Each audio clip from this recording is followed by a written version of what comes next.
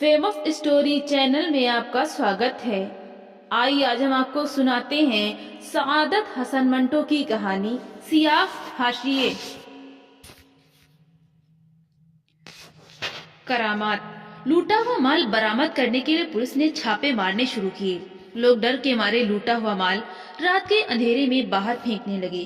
कुछ ऐसे भी थे जिन्होंने अपना माल भी मौका पाकर अपने से अलहदा कर दिया। कानूनी गिरफ्त से बचे रहे। एक आदमी को बहुत दिक्कत पेश आई। उनके पास शक्कर की 2 बोरियां थी जो उसने पंसारी की दुकान से लूटी थी। एक तो वह जो तू रात के अंधेरे में पास वाले कुएं में फेंक आया, लेकिन जब दूसरी उसमें डालने लगा तो खुद भी साथ चला गया। शोर सुनकर लोग इकट्ठे हो गए। कुएं में रस्सियां डाली गईं। जवान नीचे उतरे और उस आदमी को बाहर निकाल लिया गया, लेकिन वो चंद घंटों के बाद मर गया।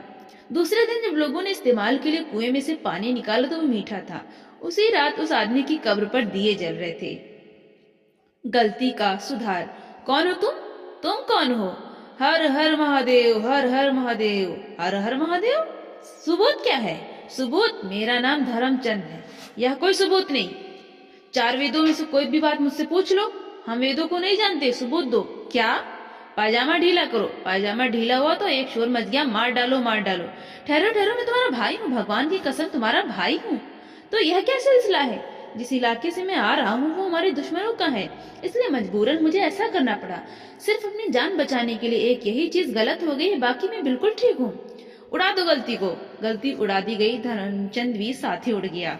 घाटे का सौदा। 2 दोस्तों ने मिलकर 10-20 लड़कियों में से एक लड़की चुनी और 42 रुपए देकर उसे खरीद लिया।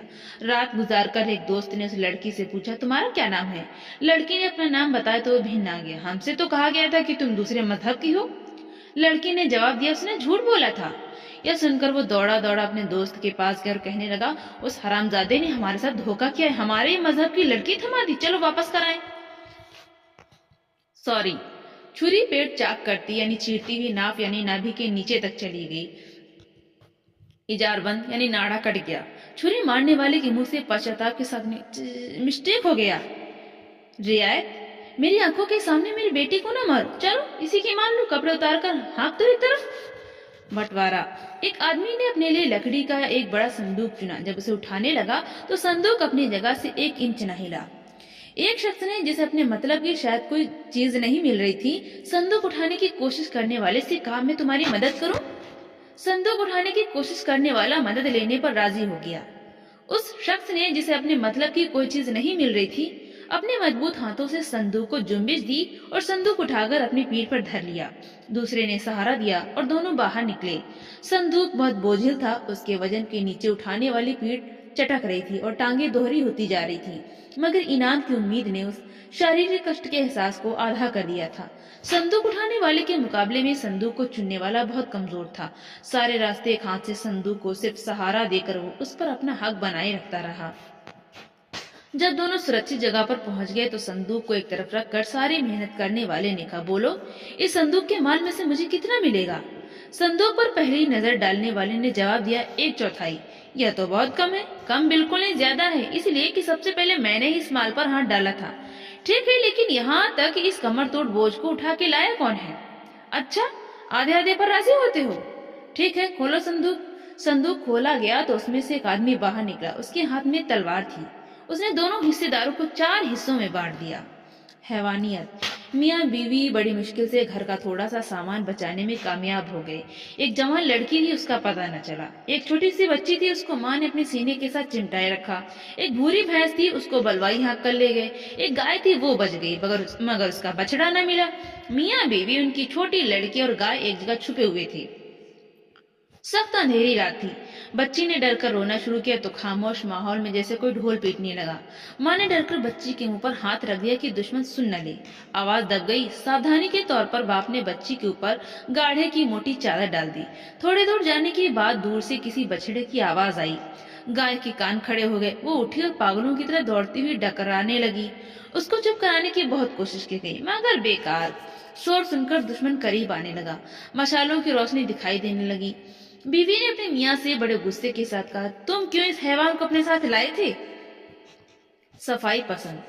गाड़ी रुकी हुई थी। 3 बंदूकची एक डिब्बे के पास आए। खिड़कियों में से अंदर झांक कर उन्होंने मुसाफिरों से पूछा, क्यों जनाब, कोई मुर्गा है? ایک مسافر کچھ کہتے کہتے رک گیا، باقیوں نے جواب دیا جی نہیں۔ تھوڑی دیر بعد بھالے لیے ہوئے 4 لوگ آئے۔ کھڑکیوں میں سے اندر جھانک کر انہوں نے مسافروں سے پوچھا کیوں جناب، کوئی مرغا ورگا ہے؟ اس مسافر نے جو پہلے کچھ کہتے کہتے رک گیا تھا جواب دیا جی معلوم نہیں، آپ اندر جا کے سنڈاس میں دیکھ لیجئے۔ بھالے والے اندر داخل ہوئے، سنڈاس توڑا گیا تو اس میں سے ایک مرغا نکل آیا۔ ایک بھالے والے نے کہا کر دو حلال، دوسرے نے کہا ارے نہیں نہیں، یہاں نہیں، ڈبہ خراب ہو جائے گا، باہر لے چلو۔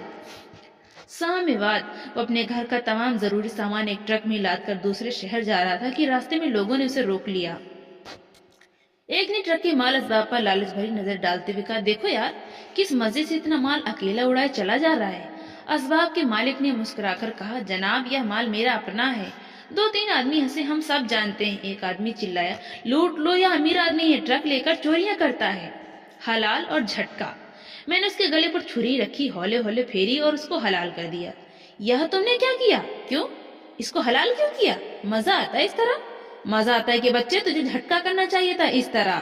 اور حلال کرنے والے کی گردن کا جھٹکا ہو گیا۔ سیاہ حاشیے سے مناسب کارروائی۔ جب حملہ ہوا تو محلے میں اقلیت کے کچھ لوگ قتل ہو گئے، جو باقی بچے جانے بچا کر بھاگ نکلے۔ ایک آدمی اور اس کی بیوی البتہ اپنے گھر کے تہخانے میں چھپ گئے۔ 2 دن اور 2 راتیں پناہ یافتہ میاں بیوی نے حملہ کی متوقع آمد میں گزار دیے، مگر کوئی نہ آیا۔ 2 دن اور گزر گئے، موت کا ڈر کم ہونے لگا، بھوک اور پیاس نے زیادہ ستانا شروع کیا۔ 4 دن اور بیت گئے، میاں بیوی کو زندگی اور موت سے کوئی دلچسپی نہ رہی۔ دونوں جائے پناہ سے باہر نکل آئے۔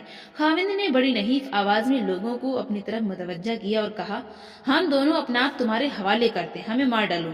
جن کو متوجہ کیا گیا تھا وہ سوچ میں پڑ گئے، ہمارے دھرم میں تو جیو ہتیا پاپ ہے۔ انہوں نے آپس میں مشورہ کیا اور میاں بیوی کو مناسب کارروائی کے لیے دوسرے محلے کے آدمیوں کے سپرد کر دیا۔ حیوانیت۔ بڑی مشکل سے میاں بیوی گھر کا تھوڑا سا اثاثہ بچانے میں کامیاب ہو گئے۔ ایک جوان لڑکی تھی، اس کا پتہ نہ چلا۔ ایک چھوٹی سی بچی تھی، اس کو ماں نے اپنے سینے کے ساتھ چمٹائے رکھا۔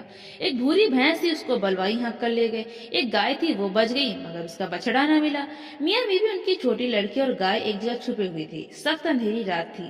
بچی نے ڈر کر رونا شروع کیا تو خاموش فضا میں جیسے کوئی ڈھول پیٹنے لگا۔ ماں نے خوفزدہ ہو کر بچی کے منہ پر ہاتھ رکھ دیا کہ دشمن سن نہ لے۔ آواز دب گئی۔ باپ نے احتیاطاً بچی کے اوپر گاڑھے کی موٹی چادر ڈال دی۔ تھوڑی دور جانے کے بعد دور سے کسی بچڑے کی آواز آئی۔ گائے کے کان کھڑے ہو گئے، وہ اٹھی اور دیوانہ وار دوڑتی ہوئی ڈکرانے لگی۔ اس کو چپ کرانے کی بہت کوشش کی مگر بے سود۔ شور سن کر دشمن قریب آنے لگا، مشالوں کی روشنی دکھائی دینے لگی۔ بیوی نے اپنے میاں سے بڑے غصے کے ساتھ کہا تم کیوں اس حیوان کو اپنے ساتھ لے آئے تھے؟ کسر نفسی۔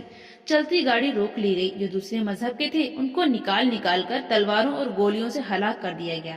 اس سے فارغ ہو کر گاڑی کے باقی مسافروں کی حلوے، دودھ اور پھلوں سے تواضع کی گئی۔